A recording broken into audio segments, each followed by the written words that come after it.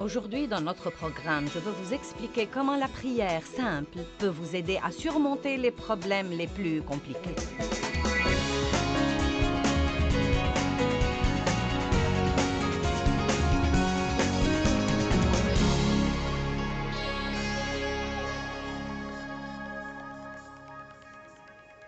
Ce qui compte dans la prière, c'est la sincérité du cœur.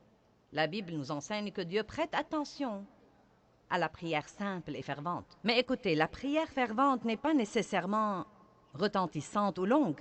C'est la prière passionnée, la prière que vous priez de tout votre cœur. C'est la prière où le cœur y est. En fait, j'ai traversé une période de temps avec Dieu où il m'a défié de lui demander ce que je voulais et ce dont j'avais besoin en aussi peu de paroles que possible. Et c'était vraiment difficile parce que nous avons du mal à dire, par exemple, si nous faisons quelque chose de mauvais, « Dieu, je sais que c'était mauvais, je l'admets, et je te demande de me pardonner. » Merci, Seigneur. Amen. Nous avons du mal à faire ça. Oh Dieu, j'ai besoin que tu me pardonnes. Dieu, pardonne-moi. Oh Dieu, pardonne-moi s'il te plaît. Oh Dieu, tu dois me pardonner. Dieu, je suis si désolée. Dieu, je ne recommencerai jamais s'il te plaît. Et à dire vrai, je crois parfois que nous essayons de nous impressionner, si vous voulez la vérité. Je ne crois même pas que nous parlons à Dieu. Nous essayons de nous impressionner par l'étendue de notre spiritualité. Je suis stupéfiée par les gens qui, quand ils prient, changent complètement de voix. Ils deviennent complètement comme ça. Oh, toi!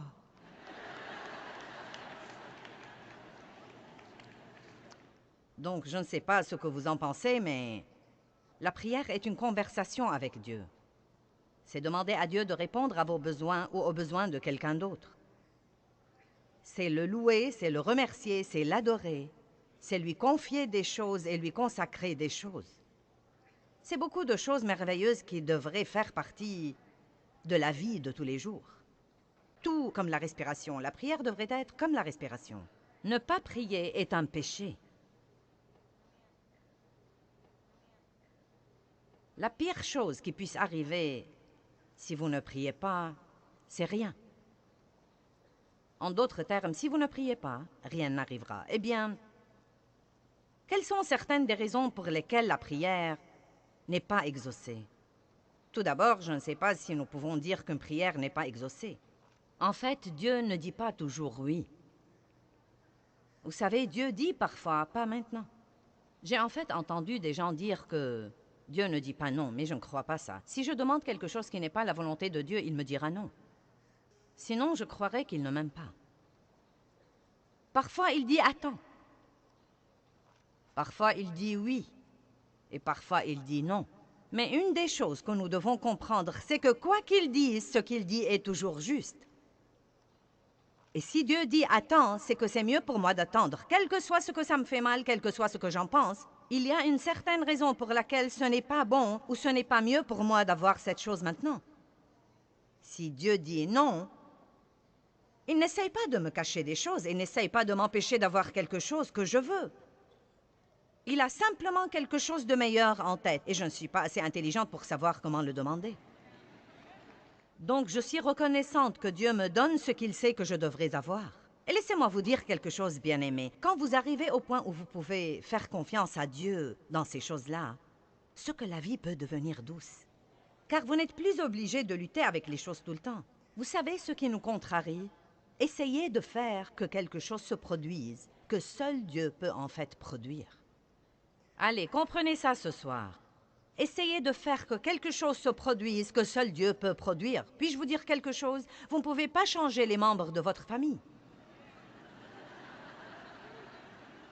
Bulletin, flash, flash du ciel. Vous ne pouvez pas changer les membres de votre famille. Vous pouvez leur donner l'exemple. Et à dire vrai, si nous faisons un petit effort pour donner l'exemple un peu plus, et si nous fermons notre bouche un peu plus, et si nous arrêtons de dire à tout le monde ce qu'ils devraient faire,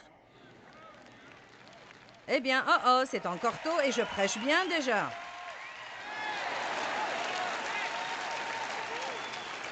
Non, mais la Bible dit que la femme ne peut pas gagner son mari par la parole. Mais elle peut le gagner par sa conduite pieuse et par son attitude pieuse également. Amen. Certains d'entre vous ont entendu parler de Smith Wigglesworth, qui était un grand pasteur. Il était plombier et il a fini par devenir pasteur. Mais bien avant de devenir pasteur, il avait une femme pieuse et il était méchant avec elle au plus haut degré. Il ne voulait pas qu'elle aille à l'église, mais elle y allait quand même. Elle disait qu'elle n'allait pas abandonner sa relation avec Dieu et sa communion avec les autres croyants. Et il l'enfermait dehors. Et quand elle revenait à la maison, la porte était fermée. Et elle se couchait dehors et s'endormait. Et le matin, il avait mauvaise conscience. Il lui ouvrait donc la porte et la laissait entrer. Elle lui disait « Bonjour, Smithy » et elle lui préparait son petit déjeuner. Je sais ce que j'aurais fait, ça n'aurait pas été « Bonjour, Smithy ».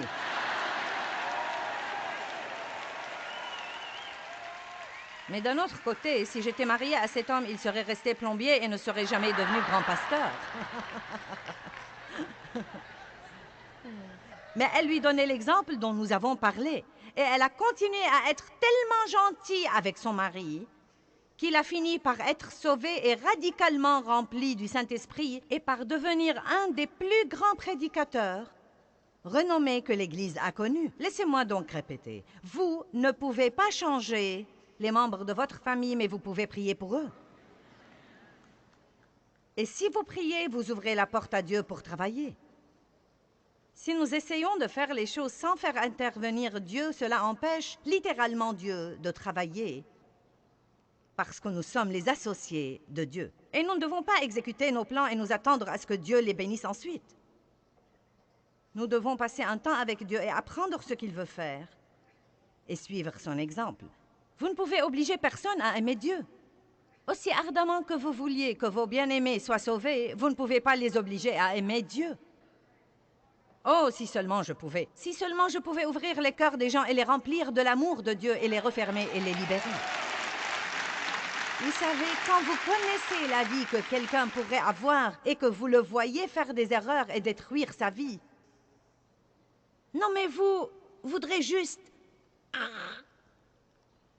Mais vous ne pouvez obliger personne à aimer Dieu. Et quand j'ai finalement compris ça, ça m'a délivré d'une grande pression. On n'oblige personne à aimer Dieu. Chacun de nous doit faire son choix personnel. Et là encore, je crois vraiment... Oui, nous sommes tous appelés à prêcher aux autres, et nous sommes appelés à partager notre foi avec eux. Mais je crois parfois, à dire vrai, que nous prêchons trop, et que nous ne sommes pas le bon exemple que nous sommes censés être. Je crois que nous devons parfois être un meilleur exemple. Et donc, si nous croyons à la puissance de la prière et que nous commençons vraiment à prier pour les choses pour lesquelles nous peinons et nous travaillons, nous pourrons nous détendre et jouir de notre vie pendant que Dieu travaille. Vous voyez, je suis arrivée au point où je crois vraiment que Dieu travaillera si je prie. Je le crois parce que j'ai prié pour vous. J'ai prié toute la semaine et j'ai prié pour des choses très spécifiques aujourd'hui. J'ai prié dans la chambre du fond avant de venir ici. Et j'ai prié Dieu de faire quelque chose en vous. J'ai prié pour la guérison. J'ai prié Dieu de guérir les cœurs brisés. J'ai prié Dieu de vous encourager. J'ai prié Dieu de vous enseigner quelque chose. Je veux que vous tombiez profondément amoureux de Dieu. Et donc, je crois que pendant que je suis là-haut pour utiliser le don que Dieu a mis en moi et pour faire ce que je sais faire, Dieu travaille en vous. Et peu importe si vous avez l'air de vraiment changer, ça n'a pas d'importance pour moi. Vous savez, si vous me dites que vous changez ou pas, je crois de tout mon cœur qu'un dépôt a été fait en vous et que vous allez voir les résultats d'être là. Je crois ça et je suis heureuse parce que je le crois.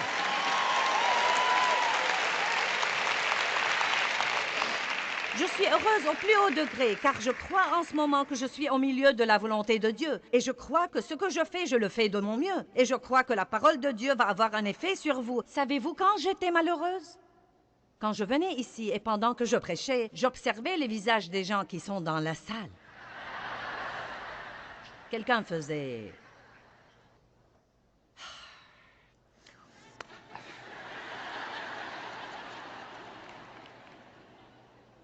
où quelques-uns se levaient et quittaient au milieu de mon sermon, et je me disais, oh mince alors, c'est terrible.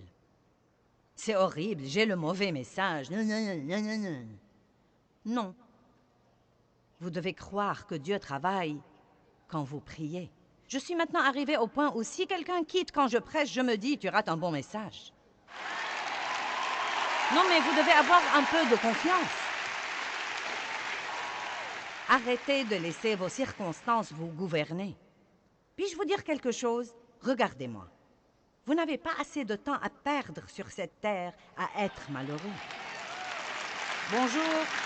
J'ai dit que nous n'avions pas assez de temps à perdre sur cette terre à être malheureux. Et vous savez, quand vous avez 13 ou 14 ou 20 ou 25 ans, vous croyez que vous avez du temps à perdre. Mais quand vous commencez à avoir 50 et 60 et 61 et 62 et 63 et Dave a 66 ans... Quand vous vieillissez comme ça, quand vous prenez de l'âge... Non, sérieusement, vous savez quoi? Plus vous vivez, plus vous réalisez que vous n'avez plus de temps à perdre. Je ne vais plus gaspiller mes jours à être fâché désormais. Vous m'offensez, je prie pour vous. Vous me blessez, je prie quand même pour vous. Je ne vais plus vivre malheureuse désormais. Vous m'entendez? J'ai dit que je n'allais plus vivre malheureuse désormais. Et vous devez vous-même être aussi intransigeant sur ce point. Vous devez croire à la puissance de la prière et arrêter d'essayer de faire quelque chose à propos de quelque chose pour lequel vous ne pouvez rien faire. Arrêtez d'essayer de vous débarrasser de choses dont Dieu seul peut vous débarrasser. Et n'essayez plus d'avoir toutes ces choses que vous n'allez jamais avoir, à moins que Dieu ne décide de vous les donner. Voici donc ce que je dis. Si vous voulez une chose, demandez-la à Dieu. S'il ne vous la donne pas, sachez qu'il a quelque chose de mieux en tête ou que ce n'est pas le bon moment. Ne piquez pas une crise là-dessus. Si vous ne l'avez pas quand vous croyez que vous devez l'avoir, dites « elle viendra ». Elle fait son chemin. Le seul moyen de recevoir quoi que ce soit de Dieu, c'est de le croire d'abord par la foi et ensuite vous le verrez se réaliser. Vous savez qu'est-ce que la foi? La foi, c'est croire en l'invisible. C'est ce que c'est que la foi. La foi, c'est croire en ce que vous ne pouvez pas voir. Si vous pouvez le voir, vous n'avez pas besoin de foi. Les raisons pour lesquelles une prière n'est pas exaucée. Eh bien, tout d'abord, les gens ne prient pas. C'est la première grande raison. Allez à Jacques 4:2. Vous apprendrez à libérer des choses par la prière. Non, mais vous aurez tellement de foi dans votre vie de prière au moment où vous partez d'ici que vous saurez que votre première solution à toutes les choses exaspérantes dans la vie est juste de prier là-dessus. Et non pas de prier là-dessus et de vous inquiéter et de potiner. De prier là-dessus et de faire une confession négative.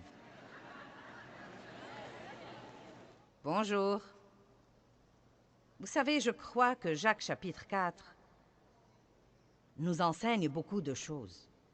Verset 1, d'où viennent les luttes? Les luttes, c'est tout ce bouleversement que nous avons.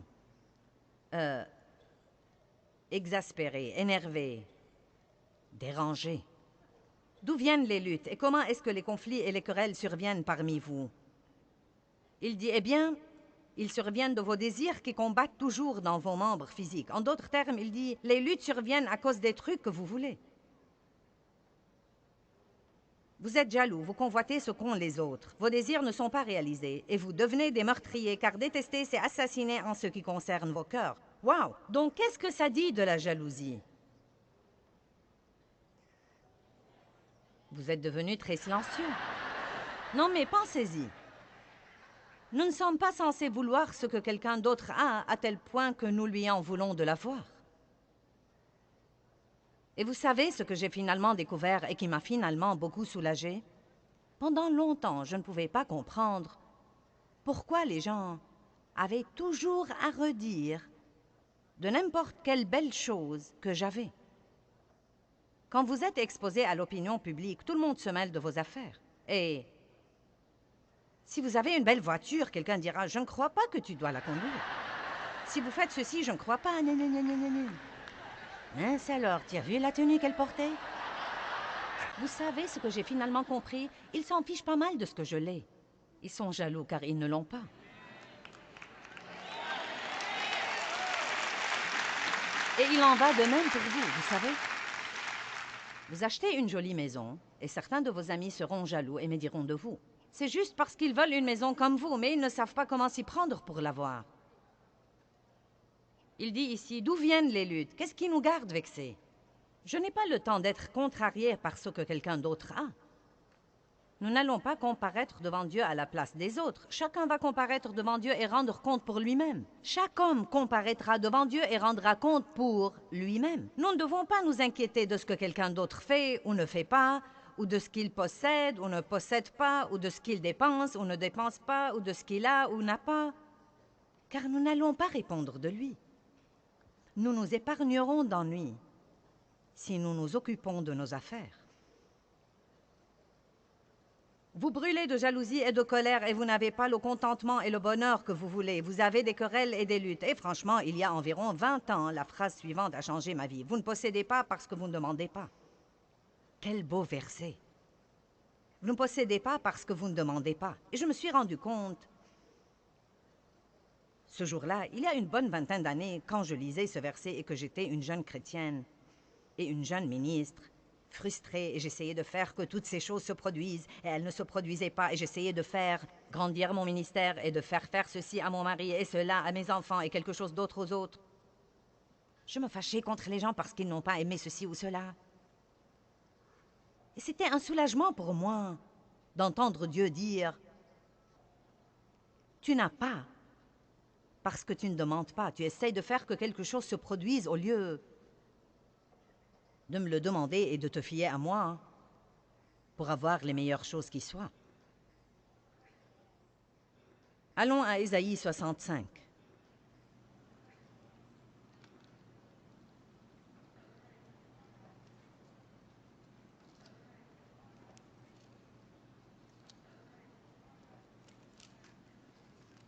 Versets 1 et 2. Je crois que ce sont des versets plutôt tristes.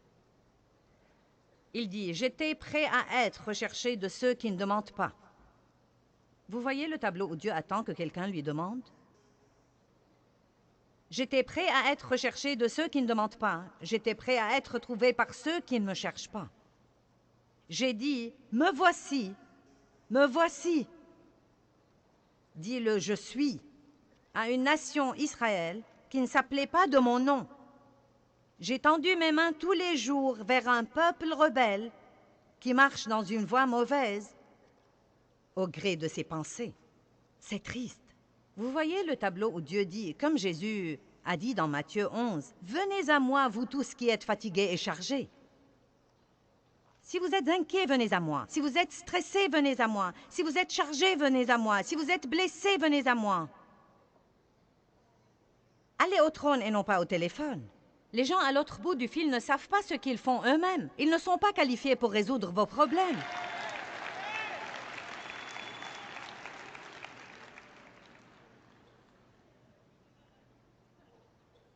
N'est-ce pas un verset génial? J'étais prêt à être recherché de ceux qui ne demandent pas. J'ai dit, me voici, me voici. Mais personne ne m'a cherché. Dieu est un bon Dieu.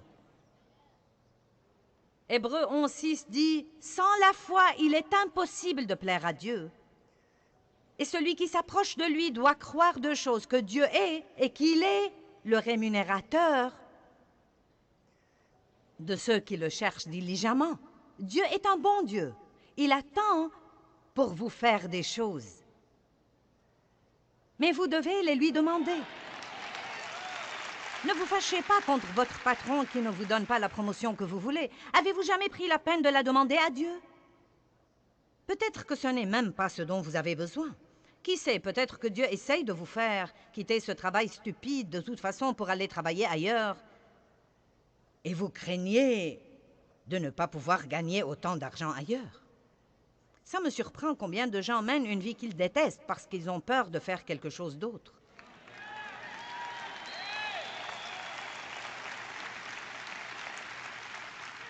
Voici un bulletin du ciel, je l'ai juste reçu.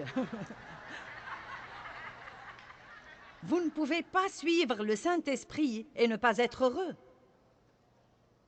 Si vous décidez de suivre le leadership du Saint-Esprit, vous êtes censé être heureux parce qu'il ne va pas vous mener à la misère. Il va vous mener à la justice, à la paix et à la joie dans le Saint-Esprit parce que le royaume de Dieu, c'est ça. Ça alors. Le psaume 2:8 dit « Demande-moi et je te donnerai les nations pour héritage. » Demande-moi et je te donnerai les nations. Ce n'est pas pour moi, je ne suis qu'une ménagère.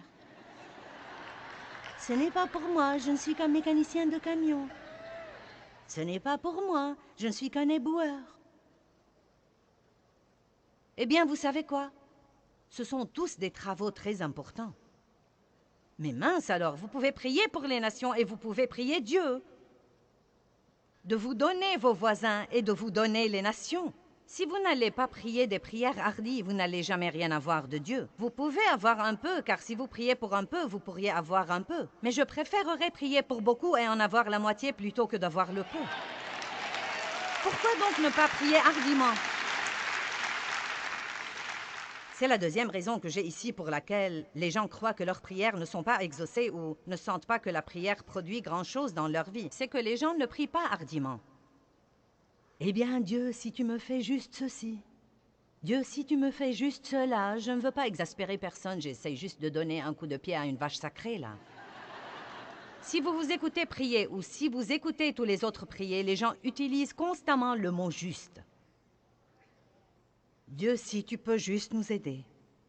Dieu, si tu peux juste nous oindre. Dieu, si tu peux juste répondre à ce besoin. Dieu, si tu peux juste être là avec nous. Et cela m'a dérangé un jour et j'ai cherché le mot « juste » et il veut dire à peine assez pour se débrouiller. C'est ce qu'il veut dire, à peine assez pour se débrouiller. Mais écoutez-moi, non mais même en le sachant, j'ai vraiment du mal à l'enlever de mes prières. Et je crois que c'est cette attitude innée en nous comme quoi, eh bien, ne vous avisez pas de trop demander à Dieu. Eh bien, Dieu, veux-tu me pardonner juste cette fois? Pourquoi ne pas dire, Dieu, pardonne-moi cette fois, et demain j'aurai besoin que tu me pardonnes encore une fois? Car c'est bien la vérité et Dieu la connaît déjà. Pourquoi ne commençons-nous pas à être des gens réels avec un Dieu réel qui sait tout sur nous? Devinez quoi? Vous ne surprenez pas Dieu. Il savait ce qu'il aurait quand il vous a appelé. Je dis toujours, après que Dieu m'ait appelé au ministère, il n'a pas regardé Jésus une semaine plus tard pour lui dire « Oh non, maintenant qu'allons-nous faire ?» Je me rappelle la femme à qui j'ai parlé dans le magasin. Elle était employée là. Et je lui posais des questions sur sa rémunération. Touches-tu une commission ou un salaire? Comment est-ce que ça marche? Et elle m'a dit, eh bien, en fait, je touche un salaire. Mais elle a dit, je dois faire mon quota pour garder mon travail. Je lui ai dit, ça va pour toi? Elle a dit, non, en réalité, je suis très effrayée en ce moment, je n'ai pas fait mon quota. Et on m'a déjà réprimandé 2 ou 3 fois. Eh bien, la femme était chrétienne, nous parlions du Seigneur. Elle m'a reconnue de la télé et donc nous parlions. Elle a été à l'église toute sa vie et je lui ai dit, tu pries Dieu de trouver grâce aux yeux des gens pour que quand ils viennent acheter des trucs ici, qu'ils viennent à toi pour se renseigner? Et elle m'a dit, eh bien, ce ne serait pas bien, n'est-ce pas? Elle a dit, c'est ce que la femme a dit et elle a été dans l'église toute sa vie. Ce n'est pas juste de prier pour l'argent. J'ai dit, en as-tu besoin?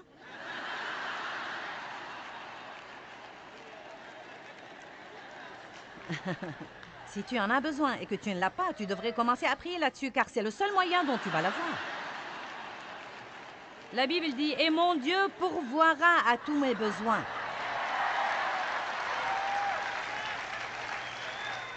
Maintenant, nous déraillons si nous ne prions que pour les trucs et l'argent.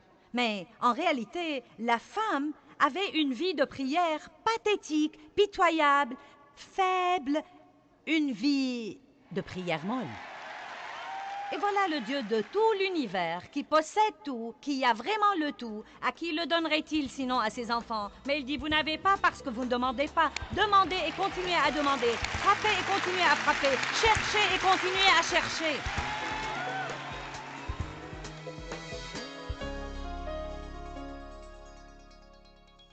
Eh bien, Jacques 4,2 dit, vous n'avez pas parce que vous ne demandez pas. Et ça m'a vraiment changé la vie quand j'ai découvert que je ne devais pas travailler aux choses et essayer de faire qu'elles se produisent et que je pouvais les demander à Dieu.